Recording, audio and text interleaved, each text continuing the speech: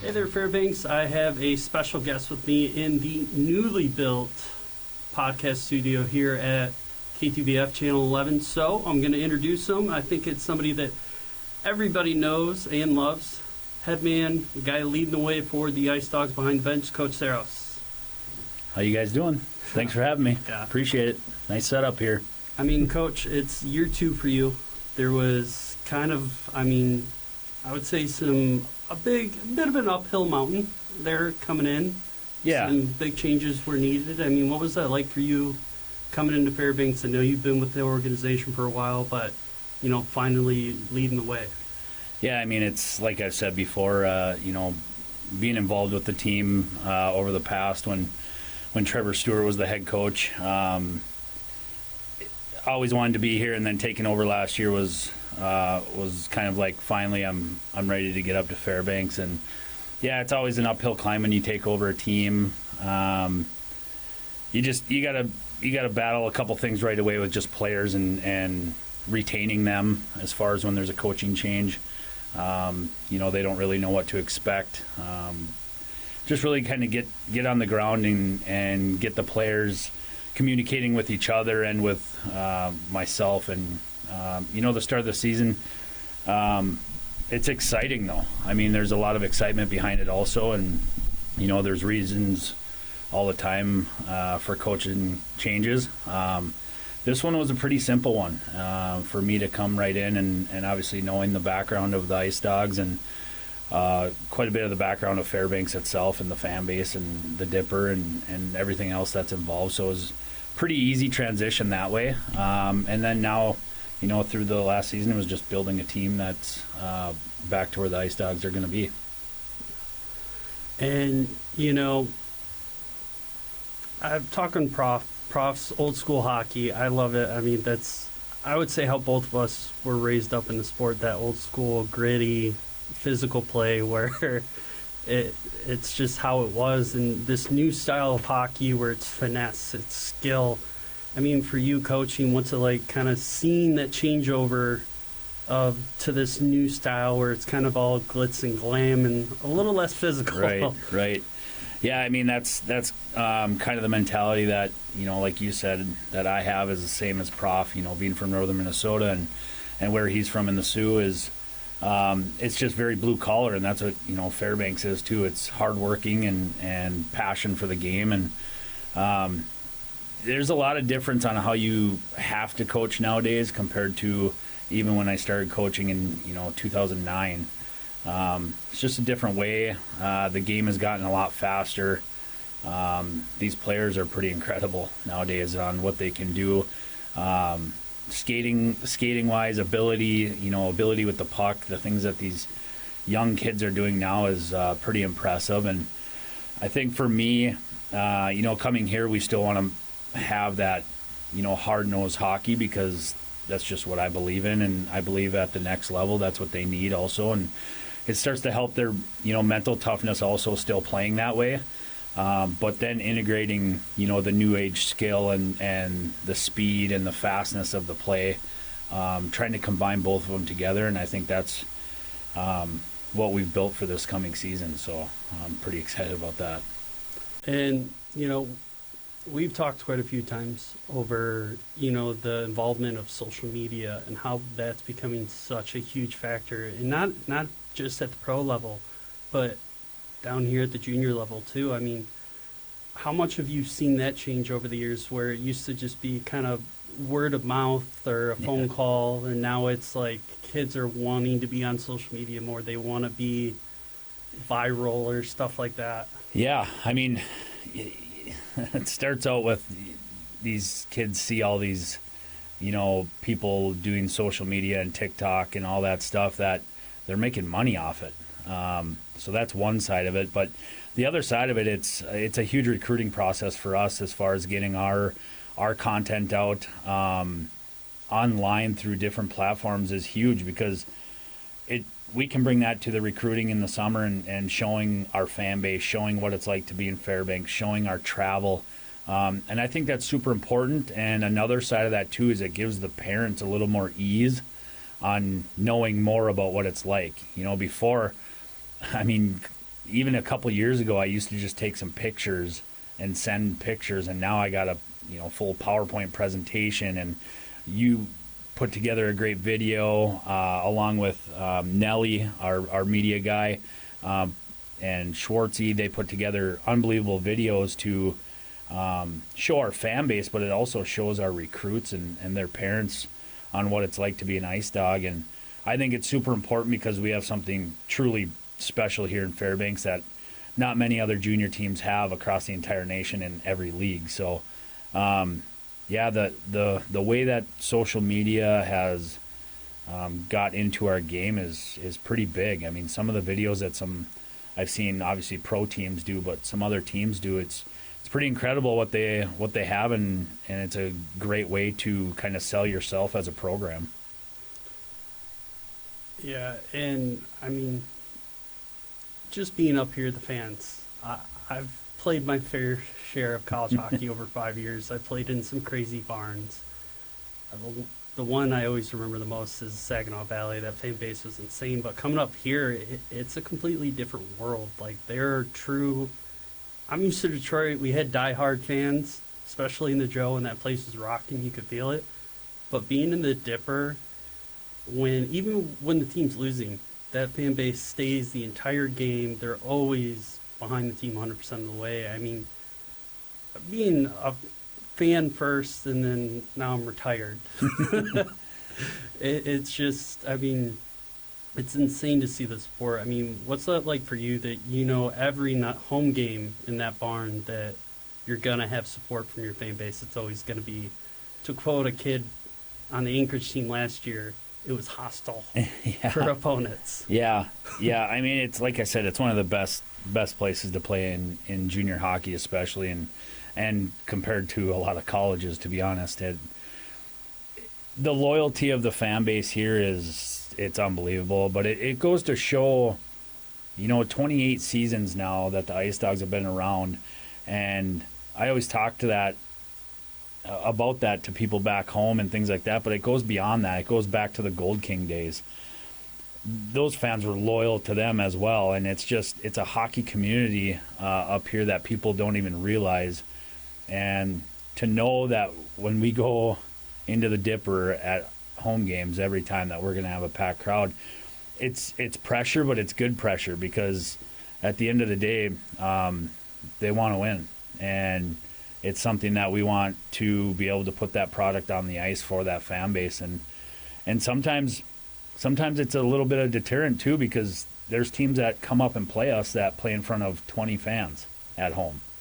And then they come here and they see what we get, and it kind of gives them a little bit of extra energy to play in front of a fan base like that. So it's kind of like everybody that comes and plays us, it's almost like their Super Bowl. They want to win in front of our crowd, and that's our job to make sure that we're putting a good product on the ice. But it's a lot of entertainment, and what Prof does in between periods and gets the crowd involved. And Wendy does an unbelievable job with the apparel and all that stuff. It's not just one thing that makes our fan base special. It's everything that's been put together from history of the Gold King days and now to the present. And it's you can't even explain it. I show video, I show pictures to people back home, my buddies back home, and things like that, and they think it's unbelievable, but I'm like, wait until you come up and see it live. It's a whole different world. Yeah, I mean, I've talked to my family, I've sent them videos, and they're like, oh, that's nuts. I'm like, no, you don't understand how crazy it gets in there. You don't get it. Yeah, it's crazy.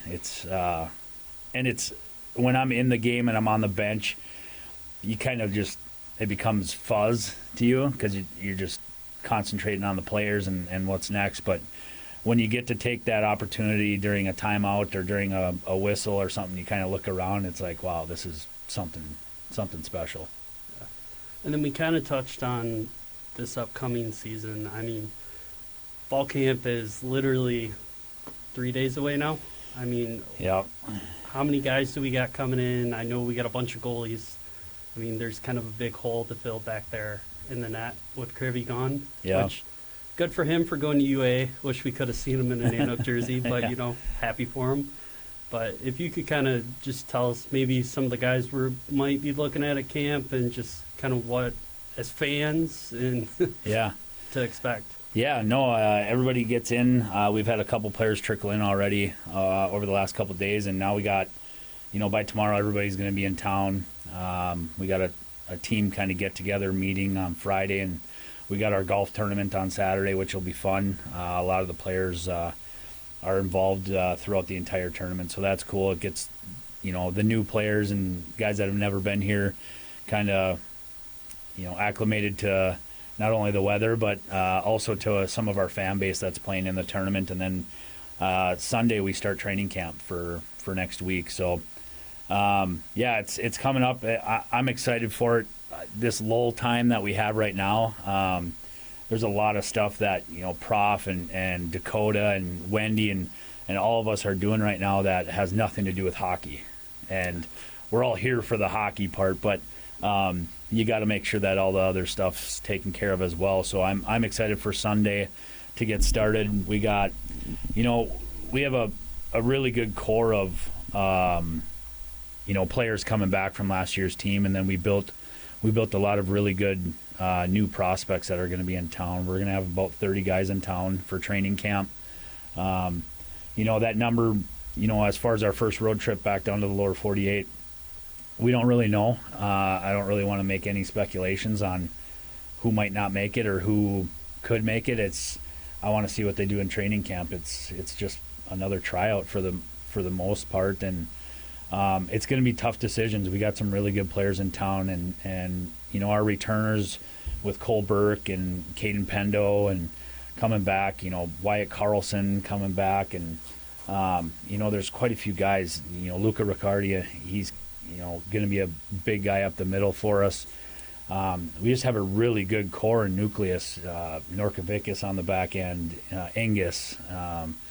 So there's, those guys are going to be leaders now, and they understand, what's expected now after one season together, and they're going to be able to take some of the new guys and the rookies under their wing and kind of show them the ropes right away, and which will help save us time. Last year everything was new, so we had to do a lot more teaching and kind of see how everything's going to fall into place as far as player personnel and then schedule and everything like that. So now that those players are coming back and they know what to expect, we'll be able to hit the ground running right away. And we got some really good young guys coming up. We got a really good defenseman on the back end with Nick Matson. We feel he's going to be a big time player for us, and there's quite a few other ones that we got a couple new Swedes in town.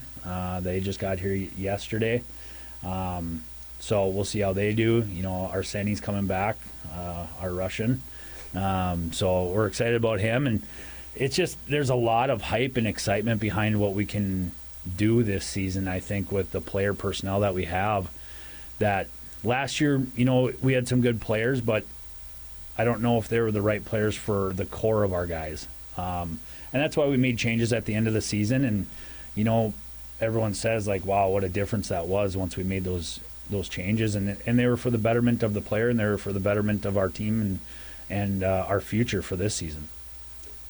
Yeah, and it really did show on ice. I mean, maybe some of the scores didn't always show, but it seemed like the compete level definitely went up a couple of notches. That it didn't matter if it was you guys were up by 4 goals or you were down by 2 and there was a minute left in the third. They were still fighting every night to try and make the difference. Yeah. Especially right towards the last couple of weeks of the season, it really kind of started. It seemed like it came together as a whole. Right. Yeah, and you think you can see that earlier, but you start to see what's needed and things like that. We brought in Adam Tim, and he made a big impact on the team, and obviously him knowing Kyle Rohr and Reese Cordray and things like that, so it was kind of familiar for him to come in and just kind of play hockey and be relaxed. So they're going to be huge pieces to our team this season, and it made a difference. And there's different ways to look at it. That when you get rid of some of the guys that were here before for the purpose of them trying to prolong their career and their season, for us, I think a lot of the guys that we brought in under when I took over, it kind of felt like, okay, this is our team now. Like this is what Coach Theros and Coach Bell and Prof and all of our scouts were building for this team now, and so I think they saw that and they really got excited about it. And it kind of gave them new life about what's going to be the future and looking into this season. I mean, this summer was exciting just talking with all the players from last season, how excited they were and how much they were just working out and doing their off-ice training and things like that throughout the summer. There's just a lot of hype behind it. So now we got to put it all together, right? It looks great on paper, but at the end of the day, you got to put it together on the ice. Yeah, and then we were talking when you came back into town about some of the returners. Speaking of the weight room, that Berkey and some of the boys put on some weight. Yeah. Hopefully all muscle. Yeah, no, I mean, we saw a couple of the guys came and skated with me and Coach Dakota and in Detroit when we saw you. Yeah. And they were looking good, and it was more about just staying on them throughout the summer on, what the purpose of us coming up here is. And it's to prolong their career as much as possible, get a Division I scholarship, and continue playing hockey at a high level. And you can't do that being weak. So we put a big emphasis on putting on weight as far as weight room, muscle, and things like that throughout the summer. And we saw a lot of it at main camp, and then, seeing a couple of them trickle in now. They did their job this summer. I was super proud of all of them as far as putting in the work, and the communication that they were having with us was really good. It's something that we can't always have our, eyes on them all the time, and are they going to do the work? But just by looking at them right now, it looks like they did. So yeah, and I mean, looking at the division, I've always thought it was kind of crazy that we have the 3 Alaska teams in the Midwest division. I mean, talking about being in shape, the amount of traveling the team does, how hard does that get? And then, mid-season grind, every hockey player knows what it is. It's just, you get to that mid-season point, right around Christmas. Luckily, there's the Christmas break. But for this year, you guys really only get, I think, a week and a half break because you have the game on either the 20th or the 22nd. Yep. And you guys are right back to it on January 3rd. Yeah. Yeah, the travel that we have to endure throughout the season is tough. We ask a lot of our players. We ask a lot of our Wendy and Coach Bell. Dakota does so much as far as the travel tickets and plane tickets and all that stuff behind the scenes that people don't really think about. And Prof's always working, obviously nonstop. Yeah. On just all the logistics and hotels and meals on the road. And, we leave for 4, sometimes 5 weeks at a time. That's not easy on the player. And we understand that, and we push them. But the thing that's nice about it, too, is it's a selling point for us to Division I college coaches because that's what they have to do a lot of times. Their travel is pretty far for a lot of the colleges. So it's another selling point for us that, hey, we have these players that have already endured all this travel, being on the road. And those things, I think, are important. So when they do get to college, they don't have to think about that side of it. They can just think about, obviously, their schoolwork and then the hockey side. They don't have to think about the travel and being in hotels and flying across the nation and things like that. So it's tough. We try to take some breaks on the road when we're on the road. We try to get them different workouts if we can, if we're in a community that has a gym. But it's also fun too, being with the guys all the time, and that's how they get to know each other. They become brothers. Everyone says it, but I think with our travel, it truly helps that, and that's why I like being on the road right away, right at the beginning of the year. It kind of gets these guys to really mold into each other and really get to know each other and find out what keeps them going and what their interests are, and then when we hit the ground back here in Fairbanks, they're already a team. It's pretty cool. It's unique. It's not easy for sure. All 3 of us teams in Alaska have to do it, and Some schedules are better than others as far as even between us three. They get to go back and forth and play home and homes, and for us, we got to fly everywhere. So it's a grind, but at the end of the year, you got some sky miles to play with. That was another thing I didn't know about until I went to that camp in Brighton, which is in my home state of Michigan, when I was coming back for a buddy's wedding. That I stopped in, got some video early in the summer that the players get their sky miles, which I thought was amazing that they get those. And I mean, it just seems like, most people, when I heard there was a junior team up here coming up, I was like, holy crap.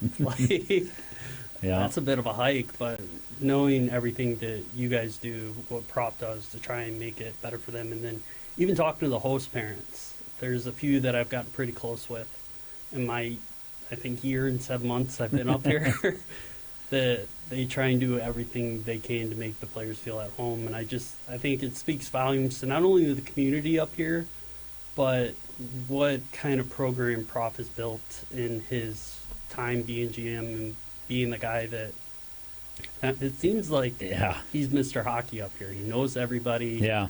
He knows just about anything that's going on everywhere. Well, everybody knows Prof for sure. I mean, he started it. I mean, he played for the Gold Kings, and some of the other guys that played for the Gold Kings that were a huge part of, starting the Ice Dogs and from the beginning. And I think just over the years, like I even talked to Prof the other day about, hey, what are youth hockey numbers up to now in Fairbanks? And they're growing like crazy. And a lot of it, I truly believe, is part of having, obviously, the Nanuks in town, the hockey team, and then us. And I think it's crucial for the state of Alaska that we have these three teams. And you know what?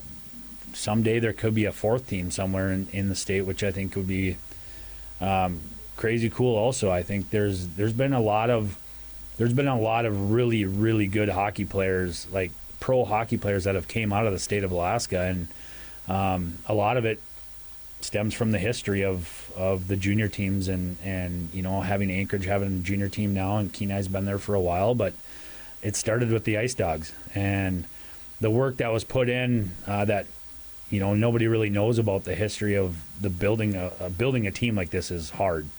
We have some of the best billet families in junior hockey. They take care of our guys. They make our players' parents feel comfortable, moving to Fairbanks, Alaska. It's funny when we're recruiting and scouting in the summer and we talk to parents for the first time, they're like, no chance our kid is going up there. And then they start to realize how much of a community it is, and how well our billets are, and everything that we do to take care of our players to make sure that they're as comfortable as they can be. Our billets are a huge portion of that.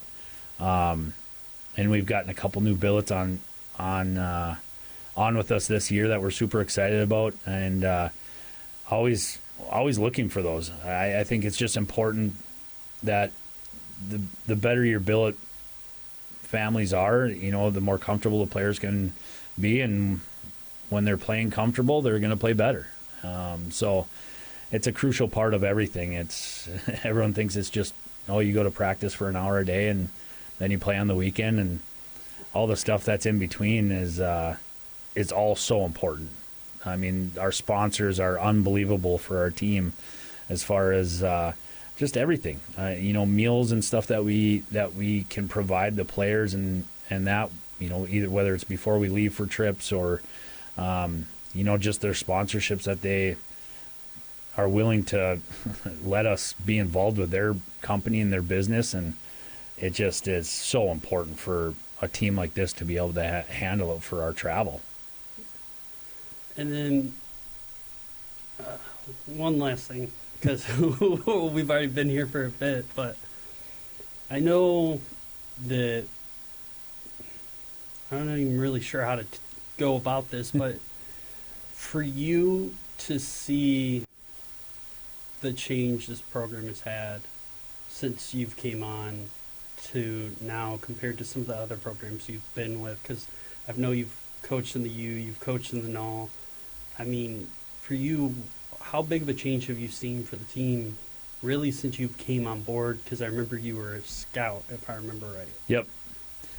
Yeah, so I scouted for the team and was always kind of involved with their camps for the main part throughout. And, I coached in the NA in Texas a while back. And like I said, I coached in the USHL in Waterloo. And it's, like I said, the way that we started last year and finished last year, all that alone was already a big change. I think just the mentality and the attitude has changed as far as what us as a staff are now bringing, back to the ice, and as far as with the player pool and all that. And I think we're just looking to make it bigger, better, stronger. I mean, not even just the players, but like within the community and community support, and having our players out in the community and working with Hockey Club Fairbanks. That's going to be a big thing for us this year, and helping them out, having our guys at the shooting cage over there. And, there's just a lot more things that are on board now, like even this. I mean, it's stuff that we've wanted to do from the beginning of last year when I got on that I feel is really important. Getting into the schools and reading to the students and things like that, which probably the students will probably have to read to some of our players, but there's that side of it. But no, I think there's just a lot of change, but all the change has been super positive, and it's just taken a lot of work and a lot of grind between everybody. And I just see so much cool stuff coming in the future, just the upgrading of some of our equipment at the rink and social media and getting people on board for that. I think that's going to be tenfold better, and I think it's super important. But I think it just gets more people involved fan-wise and parents back home, and more and more parents are coming up now throughout the season. Quite a few of our players' parents came up a couple times, if not 3 times last year during the season. So it's just getting, it's making more noise, but it's all positive noise. So it's exciting. I'm ready to get started for the season. I know that much. Summer was short, but I don't mind it. Yeah, it was definitely short. I mean, we went from like 80 to now we're 63 and low 50s at night. So fall has definitely come early for Fairbanks. Yeah, it's going to be a cold golf tournament on Saturday, I think. Just a bit. Hopefully it's not raining. Yeah, as long as it doesn't rain, I don't care. I'll wear a snowsuit. I'm fine. But, all right, Coach, I mean, thanks for coming in. Maybe we could start doing this once a week, maybe. Absolutely. I'm thinking Wednesdays are my light days for sports. Wednesday works perfect. Yeah. Maybe we could start, once the season starts rolling in, maybe once a week or once every 2 weeks, we can figure something out. Yeah, absolutely. But, Fairbanks, if you guys want to see more, let me know. Email me, email the station. Hopefully you guys have all good opinions. I want to try something new for Fairbanks, so we could get some more insider knowledge and, just a different look than what we usually see on the news for Fairbanks hockey and other sports. I'm going to be bringing in some more people, some more guests. Maybe a Fairbanks favorite if his schedule lines up with me. Old sports reporter, you guys might know him. I won't say anything else, but yeah, let me know. Hopefully you guys like it, and we'll do some more sometime.